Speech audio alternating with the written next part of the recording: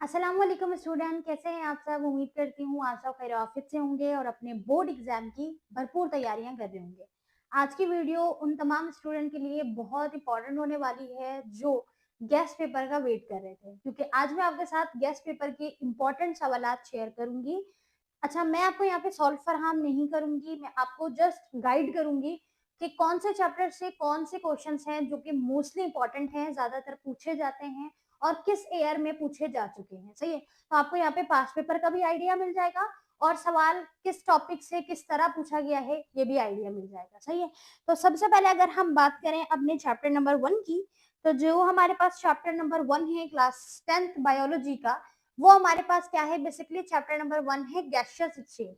अच्छा, ये जो बेसिकली स्टूडेंट गैस पेपर है ना, ये गैस पेपर न्यू है, यानी 2026 का गैस पेपर है। तो गौर से सुनिएगा, 2026 का गैस पेपर, 2023 का मॉडल पेपर, सही है, मॉडल पेपर एमपी लिख रही हूँ, मॉडल पेपर, और 2024 का जो आपके पास पास्ट पेपर है। ठीक है, मॉडल पेपर, पास्ट पेपर और गेस्ट पेपर, इन तीनों से अगर आप मिला के अपनी प्रिपरेशन करते हो, चाहे वो फिजिक्स हो, चाहे वो मैथ्स हो, केमिस्ट्री हो, ट्रस्ट मी आपकी बहुत ज्यादा अच्छी तैयारी कम वक्त में हो जाएगी।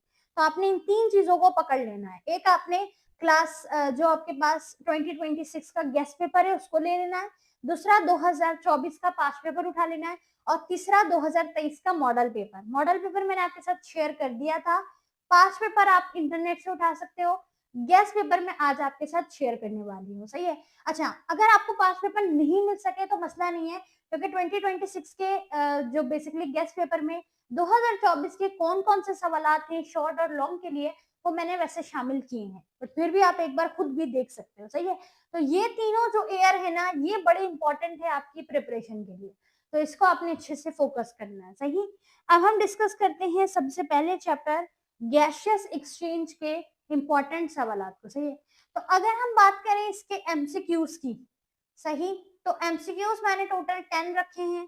सही है, हर चैप्टर में आपके टोटल 9 चैप्टर हैं, तो हर चैप्टर के टोटल 10 एमसीक्यूज हैं जो कि मैंने इसमें शामिल किए हैं। सही है, ये एमसीक्यूज आपके कुछ बोर्ड जो आपके बुक के एक्सरसाइजेस क्वेश्चन है उससे लिए गए हैं, कुछ पास्ट पेपर से लिए गए हैं। सही है, तो ये एमसीक्यूज आपको काफी ज्यादा हेल्प करेंगे, क्योंकि हर चैप्टर से एटलीस्ट 2 से 3 एमसीक्यूज तो अमूमन पेपर में आ ही जाता है। तो अगर आप हर चैप्टर से 10 एमसीक्यूज भी तैयार कर लो ना, तो आप आराम से हर चैप्टर के एमसीक्यूज को बोर्ड एग्जाम के लिहाज से कवर अप कर सकोगे। सही है, क्योंकि हर चैप्टर से 2 से 3 पूछा जा रहा है। ठीक है, सबसे पहला अगर हम क्वेश्चन देखें शॉर्ट क्वेश्चन, तो मैंने इस चैप्टर से टोटल 3 शॉर्ट क्वेश्चन रखे हैं। ठीक है, शॉर्ट क्वेश्चन कितने हैं इस चैप्टर से? 3। सही है, पहला सवाल है what is oxygen depth. Oxygen depth basically जो है ना वो क्या होता है, तो रीजनिंग सवाल है, वजह पूछी गई है क्या है। सही है, दूसरा सवाल है what is lung cancer. Lung cancer most important question है, क्योंकि ये रिपीटेडली पास्ट पेपर में 2022 के पेपर में 2024 के पेपर में पूछा जा चुका है लंग कैंसर, तो ये आपने बताना है कि लंग कैंसर बेसिकली है क्या। तीसरा है how is asthma characterise. Asthma characterise यानी एस्थमा किस तरीके से हो रहा है, किस वजह से हो रहा है, तो इसमें सिम्टम्स और कॉजेस दोनों आ जाएंगे, या मेनली कॉजेस आप बताओगे। तो एस्थमा इज कैरेक्टराइज से मुराद के एस्थमा किस तरह हो रहा है। सही है, तो ये आपके पास जो है ना 3 इंपॉर्टेंट सवाल है इस चैप्टर से। अगर हम बात करें लॉन्ग सवाल की, तो टोटल एक ही लॉन्ग सवाल है जो बड़ा इंपॉर्टेंट है, जो कि 2023 में भी पूछा गया है। लॉन्ग सवाल हमारे पास एक ही है जो कि 2023 से पूछा गया है, और उसमें लिखा है explain the human respiratory system with the help of diagram. ये दो तरीके से पूछा जा सकता है, एक तो इसमें सिर्फ डायग्राम पूछी जा सकती है, यानी रेस्पिरेटरी सिस्टम की आपने लेवल डायग्राम बतानी है, तो आप नेजल कैविटी से स्टार्ट करके लंग्स तक की डायग्राम, डायाफ्राम की डायग्राम यहां तक ड्रॉ करोगे। सही है, दूसरा ये है कि आपसे इसमें सिर्फ पैसेज वे पूछे जाएंगे, रास्ता पूछा जाएगा कंप्लीट, जिसमें आप नेजल कैविटी की हेडिंग डालोगे, ट्रैकिया की हेडिंग लगाओगे, यानी विंड पाइप जो है उसकी हेडिंग लगाओगे, लैरेंस की हेडिंग लगाओगे, ठीक है, और उसके बाद लंग्स की हेडिंग लगाओगे, देन फिर एल्वोलाई हो गया, ब्रोंकियोल्स हो गया, ठीक है, फिर डायाफ्राम हो गया, इसकी हेडिंग लगाओगे। सही है, तो ये आप इस तरीके से अपना रेस्पिरेटरी सिस्टम एक्सप्लेन करोगे।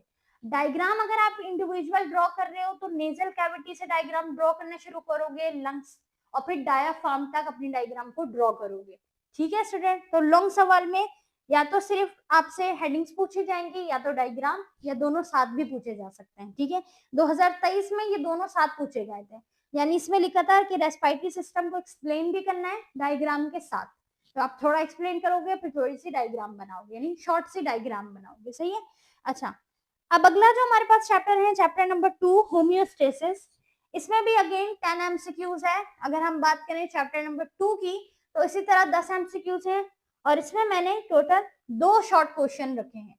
2 शॉर्ट क्वेश्चन है जो कि अमूमन पूछे जा चुके हैं। एक है why is skin consider as excretory organ, कि हम स्किन को क्यों कंसीडर करते हैं एक एक्सक्रीटरी ऑर्गन के तौर पे।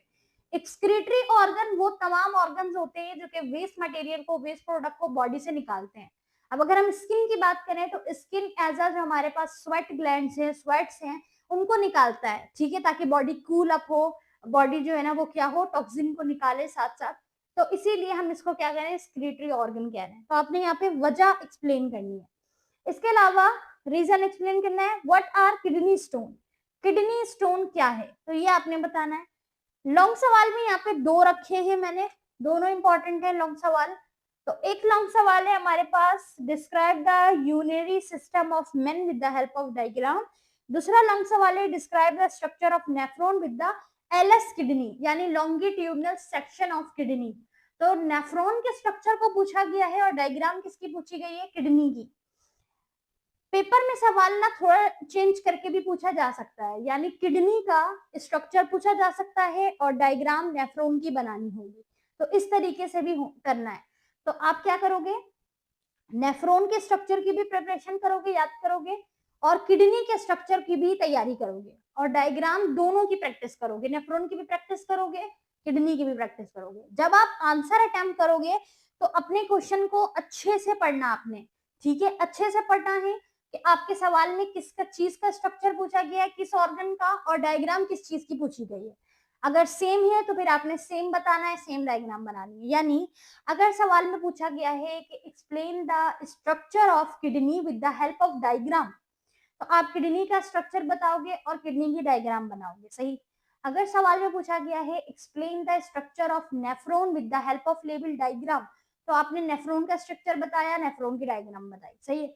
अगर सवाल इस तरह आया, explain the structure of kidney with the help of nephron, यानी नेफ्रॉन की डायग्राम बनानी with the label diagram of nephron, तो नेफ्रॉन की डायग्राम बनाओगे। अगर सवाल अपोजिट हो गया, नेफ्रॉन का स्ट्रक्चर पूछा गया है, किडनी की डायग्राम, तो आप इस तरीके से। सही है। अब आप बोलोगे इतनी पेचीदगियां क्यों है, इसलिए हैं क्योंकि नेफ्रॉन बेसिकली सब यूनिट है, स्ट्रक्चर है, माइक्रो स्ट्रक्चर है किडनी का, तो ये दोनों आपस में इंटरलिंक है ना, तो आपने इनको इसी तरीके से प्रिपेयर करना है। बोर्ड में इसी तरीके से पूछा जा सकता है। सही। अच्छा, अगला जो हमारे पास सवाल है स्टूडेंट, वो कौन सा है, अगला सवाल है हमारे पास डिसऑर्डर ऑफ किडनी और ट्रीटमेंट, किडनी के डिसऑर्डर्स और उनका ट्रीटमेंट। सही है। आप जस्ट उसकी हेडिंग देख लीजिएगा ताकि आपको आइडिया रहे। चैप्टर नंबर 3 है कोऑर्डिनेशन एंड कंट्रोल। शॉर्ट में 2 सवाल बड़े इंपॉर्टेंट है। एक है व्हाट इज एपिलेप्सी, यानी मिर्गी का जो दौरा होता है, एपिलेप्सी क्या है वो बताना है आपने। दूसरा है why is driving licence is not issue in colour blind person, जो कलर ब्लाइंड पर्सन होता है उसको ड्राइविंग लाइसेंस क्यों नहीं दिया जाता। ये सवाल इंपॉर्टेंट है, रीजनिंग सवाल है, इसका आंसर आपको बुक में इजिली मिल जाएगा। सही। लॉन्ग क्वेश्चन है हमारे पास, discuss the detail structure of human brain, बड़ा ही इंपॉर्टेंट सवाल है, इस चैप्टर से मोस्ट इंपॉर्टेंट सवाल है। Chapter number 3 coordination and control का मोस्ट इंपॉर्टेंट सवाल है ब्रेन। सही है। इसमें आपको ब्रेन की कंप्लीट पार्ट्स बताना है। मिड ब्रेन में आपको जो जितने भी पार्ट्स हैं, हाइपोथैलेमस, थैलेमस हो गया, ये सब बताने हैं। सही है। अच्छा, डायग्राम, ब्रेन की डायग्राम भी इंपॉर्टेंट है। What is the endocrine system, discuss the gland involve in blood glucose and how, endocrine system को आपने बताना है। सही है, यानी जितने ग्लैंड्स वगैरह हमने डिस्कस किए थे। चौथा हमारे पास जो चैप्टर है सपोर्ट एंड मूवमेंट, इसमें आपको अगेन 10 एमसीक्यूज दिए गए हैं, मोस्ट इंपॉर्टेंट। 3 को शॉर्ट क्वेश्चन है, बड़े इंपॉर्टेंट है। बड़े इंपॉर्टेंट इस लिहाज से है क्योंकि मोस्टली रिपीटेड है, 22 के पेपर में भी पूछे जा चुके हैं, 24 में भी पूछे जा चुके हैं। Right the main function of skeleton, skeleton का मेन फंक्शन क्या है। सही है। Differentiate between bone and cartilage, most repeated, bone और कार्टिलेज के दरमियान क्या फर्क है, ये सवाल बार बार पूछा जा चुका है। अगला है what is racket, give the causes, long की बात करें तो लॉन्ग में एक ही सवाल है, explain disorders of bones and their causes, bone का डिसऑर्डर और उसकी कॉजेस। इसके अलावा इसके जो आप ये कह लो जो फ्रैक्चर है वो भी टॉपिक इंपॉर्टेंट है, फ्रैक्चर और रिपेयरिंग ऑफ फ्रैक्चर, जो फ्रैक्चर का रिपेयर होना है वो भी इंपॉर्टेंट है शॉर्ट के लिए। सही। पांचवा सवाल है हमारे पास, चैप्टर है हमारे पास रिप्रोडक्शन। पांचवे चैप्टर में भी मैंने 2 शॉर्ट रखे हैं और एक लॉन्ग रखा है, ज्यादा देखो शामिल नहीं किया है, जो जो इंपॉर्टेंट है स्टूडेंट मैंने सिर्फ वही रखा है। पास्ट पेपर को एनालाइज करके, गेस्ट पेपर को एनालाइज, आपके मॉडल पेपर को एनालाइज करके और बुक के एक्सरसाइजेस को एनालाइज करके। तो आपने इन सवालात को जरूर करना है, ज्यादा नहीं है, इंपॉर्टेंट है तो जरूर करना। सही है। शॉर्ट में 2 सवाल है, एक है neat and label diagram of ovule और उसके अलावा है list out the male reproductive organ of rebate with gland. Rabbit का आपने मेल रिप्रोडक्टिव सिस्टम बताना है, यानी मेल रैबिट का, और उसकी ग्लैंड्स बताने। लॉन्ग सवाल है आपके पास, what is pollination, give adaptive characteristic of wind and insect pollinated flower. Pollination और इसकी जो टाइप्स, क्रॉस पॉलिनेशन हो गया, वो आपने बताना है। सही है। अच्छा, अब बढ़ते हैं चैप्टर नंबर 6 की तरफ, जो कि हमारे पास इनहेरिटेंस। इनहेरिटेंस में भी 2 सवाल शॉर्ट के लिए, एक लॉन्ग के लिए। लॉन्ग में पूछा गया है state and explain the law of segregation of Mendel's, यानी मेंडल्स का law of segregation. Law of segregation का मतलब होता है यानी कि लॉ ऑफ जो बेसिकली इन आप ये कह रहे हो सेपरेशन है, सेग्रीगेशन मतलब जो सेपरेशन है। सही है। तो गैमेट्स के दरमियान से ये आपने लॉ ऑफ सेग्रीगेशन बतानी है, सेग्रीगेट करना, ये किस तरीके से सेग्रीगेट करते हैं बेसिकली हमारे पास जो अलील्स हैं, और साथ में आपने क्या बताना है इसमें, उसकी स्टेटमेंट और उसको एक्सप्लेन करना है। सही है। शॉर्ट क्वेश्चन 2 है, एक है हमारे पास डिफाइन द फॉलोइंग टर्म्स, कुछ डेफिनेशन है जिसमें है अलील, डोमिनेंट अलील, ठीक है, होमोजेनाइजेस और हेट्रोजेनाइजेस। ठीक है। दूसरा सवाल है list out the factor which are involve in theory of natural selection. Natural selection की थ्योरी आपने बतानी है। सही है। सातवां चैप्टर हमारे पास है मैन एंड हिज एनवायरमेंट और इसमें आपके पास 2 शॉर्ट क्वेश्चन इंपॉर्टेंट है, एक लॉन्ग है। शॉर्ट में है व्हाट इज हमारे पास जो एल्गल ब्लूम है और how does it destroy the life of aquatic ecosystem में। एक्वेटिक इकोसिस्टम में एल्गा ब्लूम किस तरह इसको डिस्ट्रॉय करता है और ये एल्गा ब्लूम है क्या। सही। इसके अलावा what is the greenhouse effect. Greenhouse effect, acid rain, acid rain नहीं आता, ग्रीन हाउस ज्यादा आता है, ग्रीन हाउस का effect as a short note. अच्छा, लॉन्ग सवाल में है describe the nitrogen cycle as a biochemical cycle. सही है। चैप्टर नंबर 8 बायोटेक्नोलॉजी, इसमें भी 2 शॉर्ट क्वेश्चन, एक लॉन्ग। लॉन्ग में पूछा गया explain the process of fermentation with the major type. Fermentation का प्रोसेस और उसकी कुछ मेजर टाइप्स बतानी है आपने। शॉर्ट में 2 सवाल है, what factor can effect the fermentation process और साथ में name 4 recommended DNA recombinant DNA products available on the market. Recombinant DNA और उसके कुछ प्रोडक्ट्स जो कि मार्केट्स में अवेलेबल होते हैं, यानी आपको उसके एग्जांपल्स बतानी है। सही है। चैप्टर नंबर 9 और लास्ट चैप्टर है हमारे पास जो कि है फार्माकोलॉजी। इसमें एक लॉन्ग सवाल इंपॉर्टेंट है, वो है how bacteria produce antibiotic resistance. Bacteria किस तरह एंटीबायोटिक रेजिस्टेंस को प्रोड्यूस करते हैं। और साथ ही शॉर्ट क्वेश्चन 3 है, एक है व्हाई इज एडिटिव किस तरह इस्तेमाल होता है और किस तरीके से how can drugs be taken from natural sources. Drugs यानी मेडिसिन को, अद्वियात को हम नेचुरल सोर्सेज से कैसे हासिल कर सकते हैं, तो ये यहाँ पर आपने रीजन बतानी है, वजह बतानी है। सही है।